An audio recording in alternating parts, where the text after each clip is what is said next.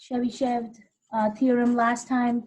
We talked about how that theorem can actually work on any kind of distribution. So it can be obviously bell-shaped, but it can also be J-shaped, reverse J, left skewed, right skewed, uniform distribution. Any of those, you can apply this concept of Chebyshev's theorem to it. But the bell-shaped ones, you can actually get a little bit more accurate calculation by using the empirical or the normal rule as opposed to using Chebyshev. So remember with Chebyshev's, we said if you were 2 standard deviations away from the mean, that would be 75% of your data values. If you were 3 standard deviations away from the mean, that would be approximately 88.89% of your standard deviation.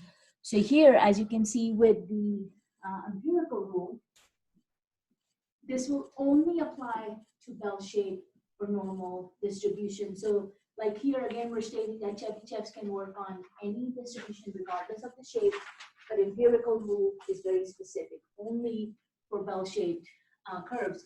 And in this one, we actually do use 1 standard deviation from the mean. So you can be 1 standard deviation above or below the mean. And in that case, you are actually looking at approximately 68% of your data values being within that range.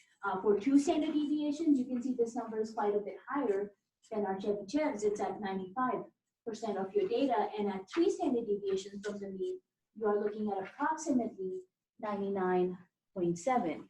So what's that, 0.3% shy of being 100%, right? So I mean, you can see a majority of your data will then fall within 3 standard deviations of your mean. So a lot of your calculations are actually going to be very similar to what we saw with Chebyshev's theorem. So you still take your mean and you add and subtract your standard deviation multiplied by how many units you are away, right? So if you are 2 units away, you're still doing mean plus 2 times the standard deviation, or mean minus 2 times the standard deviation. Same thing with 3 or 4. So this example here is talking about the scores on a national achievement exam. So they have a mean of 480 as the score and standard deviation of 90. So the idea is if you go 90 units above or below the mean, so that would be adding 90 to your mean or subtracting 90 from your mean. So within 390 to 570 as the scores, 68% of the people who took this exam are going to fall within that range. So people who scored anywhere from 390 to 570 on this national achievement exam, 68% is what's going to be within those numbers. If we move this to 2 standard deviations away from the mean, so that's going to be 660 for the upper limit, 300 for the lower. So we're saying everybody who scored from 300 to 660, that's going to be 95% of all the people who took the exam. And then of course, same thing with 3 standard deviations. That's going to be between 210 and 750 as the score, and that's 99.7, which is, obviously a big chunk of your population, leaving that 0.3%, which either scored below 210 or scored above 750. And you can kind of see this little distribution image here. So again, they're showing you, since this is a bell-shaped distribution, your mean is going to be right in the center. Now remember, for bell-shaped, your mean, median, mode all come out to be the same value. And they're going to be right in the center of your distribution. So 1 standard deviation above and below the mean, that's 68% of our data. 2 standard deviations above and below, 95%, and 3 is going to be 99.7. And then you have this little bit of what we call as the tail, which will be more than or outside of that 3 standard deviation range of values for you. So basically the idea is that you should be able to use this idea. Now with empirical rules, you can actually use the idea of symmetry. And I think I mentioned that last time. So that means if you are breaking this down right in the center where your mean is, So if we break it up right in the center here, 50% of our data is to the right and 50% of our data is to the left of the mean. If I have 68% within one standard deviation, then how much am I left on the outside? If that center one deviation range is 68%. What percent should I have on the outside? 32, right? 100 minus 68%. So 32%, that means each side would actually be 16%, because again, that's where that concept of symmetry comes into play. But we cannot do the same thing with Chebyshev's theorem, okay? Only for the empirical rule or the normal rule. Okay, so here we're actually talking about, you know what? Let's do an example before we come back to linear transformation of data, because this is actually taking us into a little bit of a different direction. So I think I pulled an example from your textbook. And you've got number 41 here.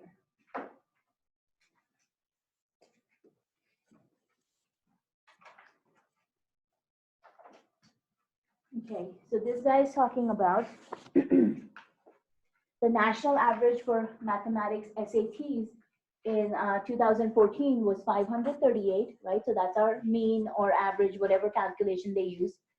So they're saying, suppose that the distribution of scores was approximately bell-shaped, and the standard deviation was approximately 48, then they want to know within what boundaries would you expect 68% of the scores to fall, and what percentage of scores would be above 634. Okay, so since they're telling us specifically that this distribution is approximately bell-shaped, that's the keyword, which is telling us we need to use the empirical rule. Okay, if they did not specify that it was bell-shaped, you cannot assume it is, which means you cannot use empirical rule, and you would have to use Chebyshev theorem. But if they specifically tell you it's normal or it's bell-shaped, that's when empirical rule kicks in. So just be very careful when you're working through these examples. All right, so let's write these numbers down. So we've got an average of approximately 538. They're telling us the standard deviation is approximately 48, and they're telling us it's bell-shaped distribution. Okay, so for the first question, they're asking us within what boundaries would you expect 68% of the scores to fall?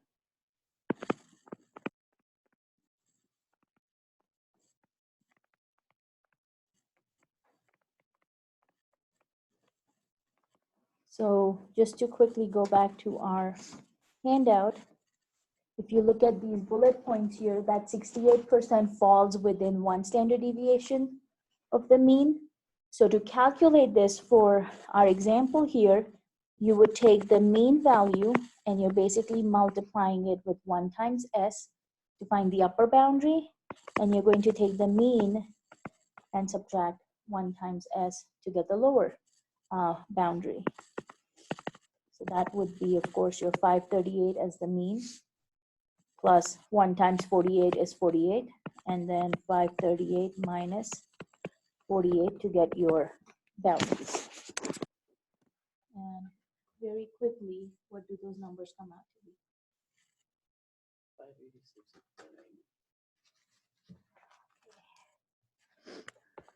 586, and what was the other one? 409. Yeah. So basically, if you did this as a distribution, your mean would fall in the middle, which was 538, and then 1 standard deviation above the mean, you would be at 586. 1 standard deviation below the mean, you would be at 490, and we're basically saying 68% of the people who took their SATs for math in 2014 scored anywhere between 490 and 586. Does that make sense? Okay, so they didn't ask us to do this, but I am going to ask you guys to do this as an extra just to make sure you're comfortable. Find me the boundaries of 99.7%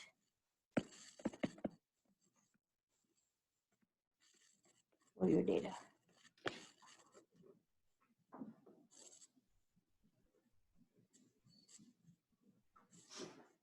$99.7.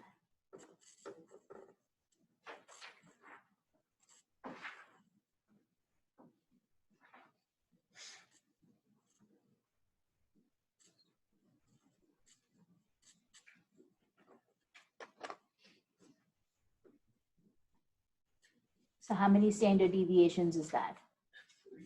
Very good. It's 3 standard deviations.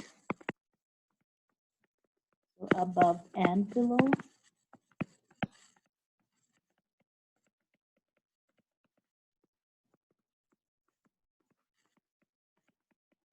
Okay, do you have those numbers for me, please?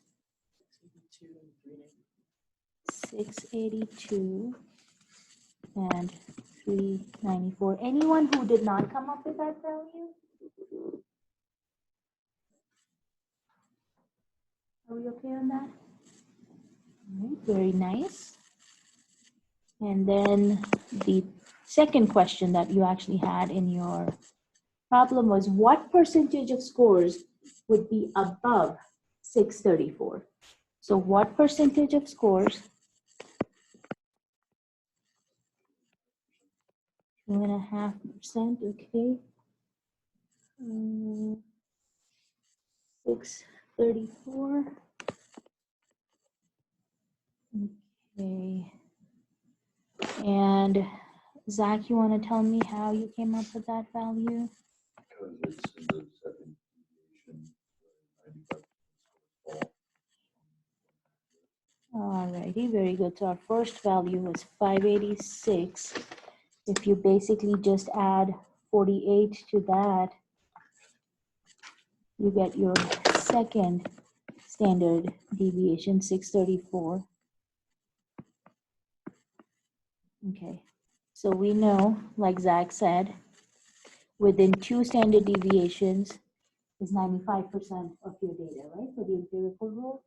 So that means we have 5% of the data left at the outer edges. And this is again where the concept of symmetry comes into play. So since there's 5%, which would include this area and this area, right, to the outside limits of our 2 standard deviations. So since we have symmetry, you take your 5% and divide it by 2, which is where you get 2.5%. So very good. So we would say at most 2.5% of the scores are above 6.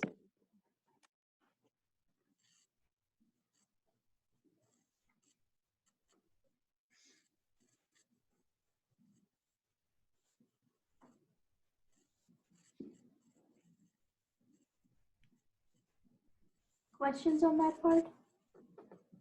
Isn't it with empirical rule, they actually try to give you more of these kind of questions than the straightforward find your boundaries for 68%, 95%. A lot of times they actually want you to use that concept of symmetry and then try and figure out below this score or above that score, or maybe they would give you something which is not clean, like 1, 2, or 3 standard deviations. So it could be like, how we had seen last time with Chebyshev's with the 1.5 standard deviations above the mean to 2.5 standard deviations above the mean. So they kind of try to pull all of this kind of stuff in with these calculations.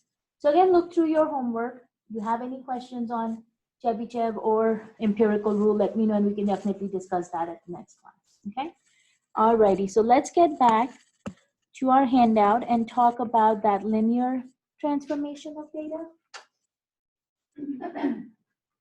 So as you can see with that opening statement, they are saying in statistics, sometimes it is necessary to transform the data values into other data values.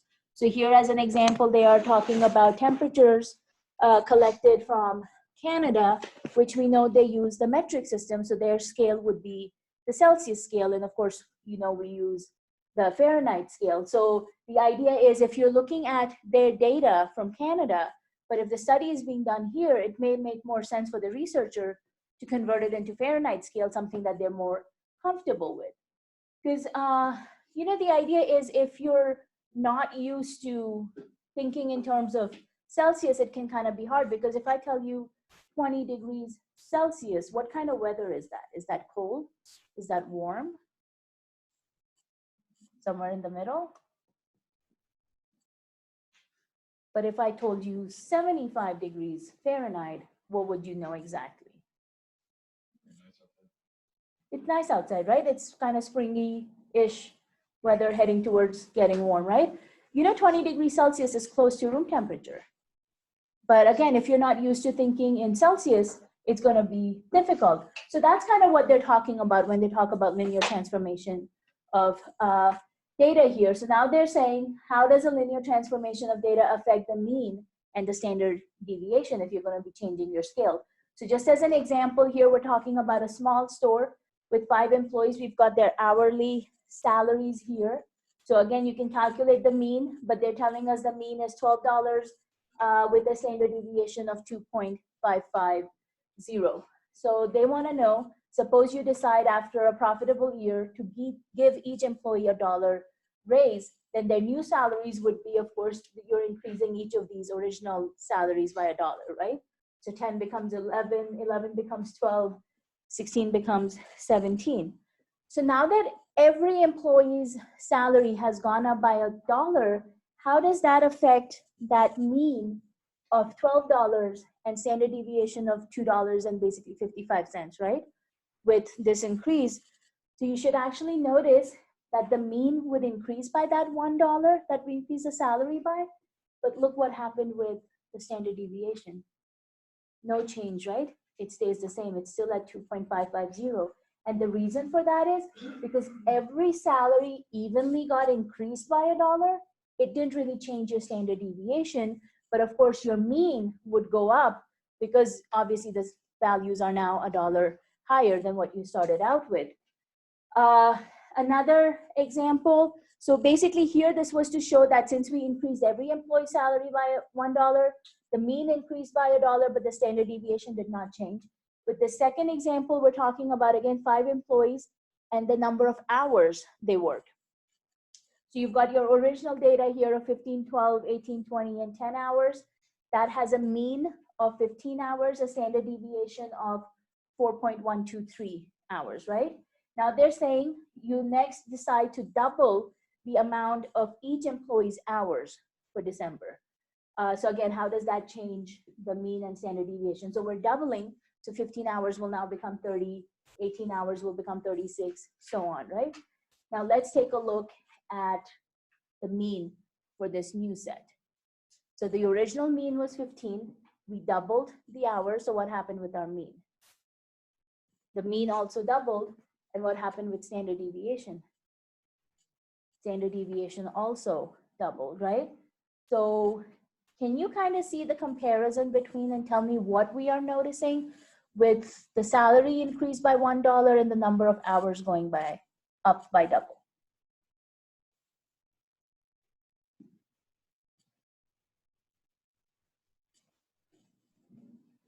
It's basic math, people.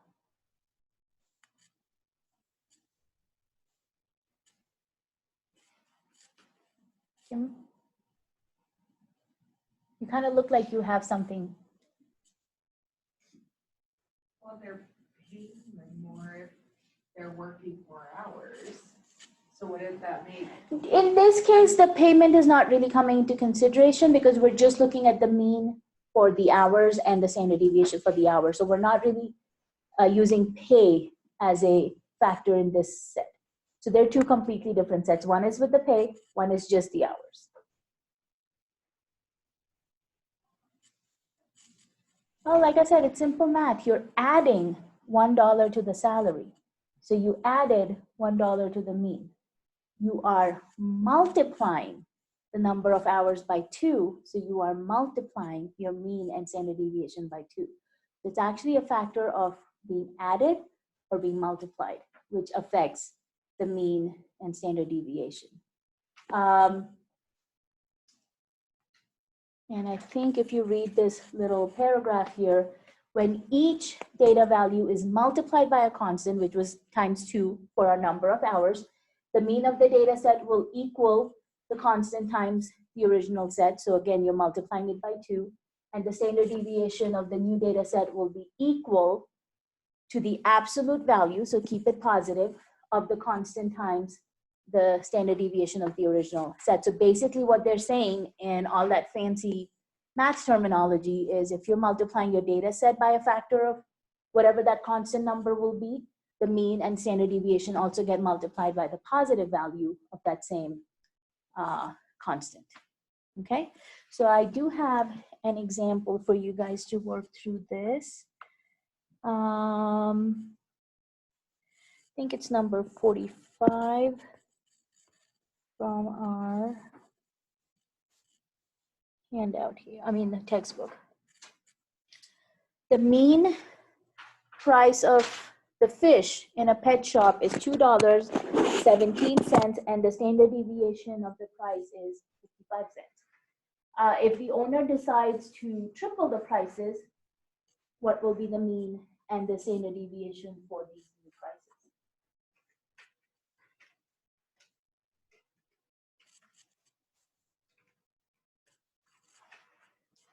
So take a minute, work through that.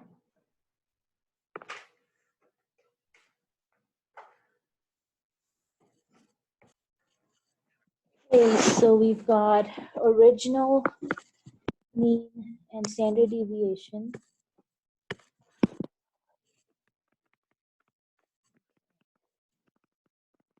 So the mean price was $2.17 and the standard deviation was 55. Okay. Now,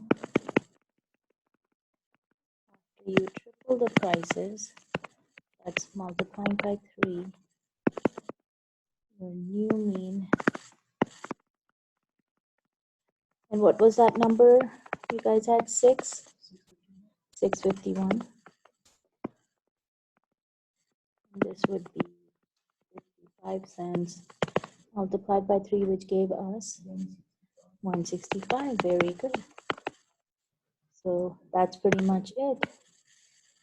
Now, this was because they told us triple, right? 3 times, which is your multiplication factor. But if you have an example that may be like number 43. The average price of an instrument at a small music store is $3.25. Standard deviation is 52. If the owner decides to raise the price of all instruments by 20, what will be the mean and standard deviation?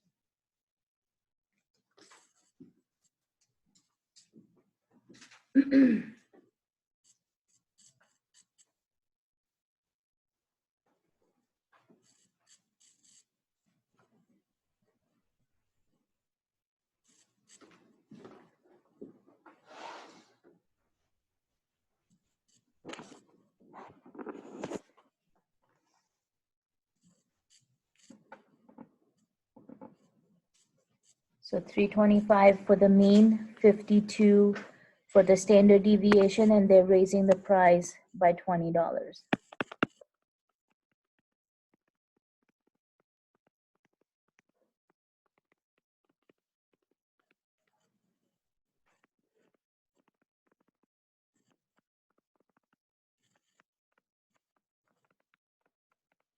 So what kind of calculation are you looking at here? Multiply, adding? Yeah, you are adding $20. So how will that change your mean and standard deviation when you're adding? Looking at 345 instead of 325 for the mean. Very nice.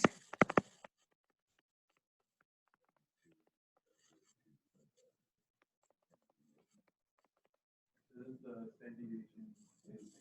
The standard deviation will stay the same because he's basically changing that price for all the instruments, right? So kind of like that salary example we saw. So since that change is going to be throughout, your standard deviation will actually not change. The mean, yes, it does, but standard deviation continues to stay the same. So that's kind of what I wanted you guys to see, the difference between when you're adding a value or if you're multiplying a value, okay?